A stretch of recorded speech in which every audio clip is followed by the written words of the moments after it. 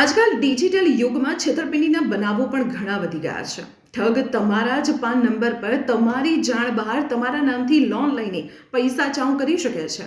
તમારો PAN number એ તમારી financial ઓળખ છે અને એટલા માટે જરૂરી બની જાય છે કે તમે તમારા પાન નંબર પર થનારી તમામ પ્રકારની જે ફાઇનાન્શિયલ લેવડ દેવડ છે તેના ઉપર સમયાંતરે નજર રાખો. અને આ નજર તમે કેવી રીતે રાખી શકો છો તે જ હું આપને સમજાવવા માટે આવી ગઈ છું. તો તમારે સમયાંતરે તમારા ક્રેડિટ રિપોર્ટને જોતા રહેવું જોઈએ. હવે ક્રેડિટ રિપોર્ટ એ તમારા પાન નંબર પર થનારી જે પણ ફાઇનાન્શિયલ લેવડ દેવડ છે, તમામ પ્રકારની જે નાની મોટી લેવડ દેવડ છે તેના પર નજર રાખનારો એક જાસૂસ તમે ગણી શકો છો. હવે તમારે તમારા ક્રેડિટ રિપોર્ટની જાણકારી મેળવવા માટે સ્ક્રીન પર આપેલા જે ક્રેડિટ બ્યુરો છે તેની વેબસાઇટની મુલાકાત લેવી પડશે. અહીં તમને તમારી તમામ પ્રકારની નાની મોટી લોન કે પછી ક્રેડિટ કાર્ડથી થયેલી લેવડ દેવડનો હિસાબ મળી જશે.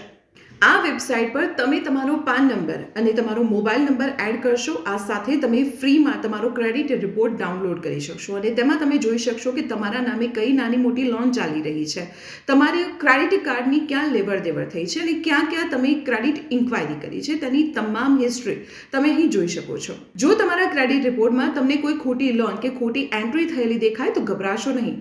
સૌથી પહેલાં તો જે લેન્ડર્સનું નામ તમારા લોનમાં દેખાઈ રહ્યું છે તેનો સંપર્ક કરો. સાથે તમે ક્રેડિટ બ્યુરોમાં ઓનલાઈન ફરિયાદ પણ કરી શકો છો અને સૌથી મહત્વનું કામ, નજીકના પોલીસ સ્ટેશનમાં ફરિયાદ દાખલ કરો.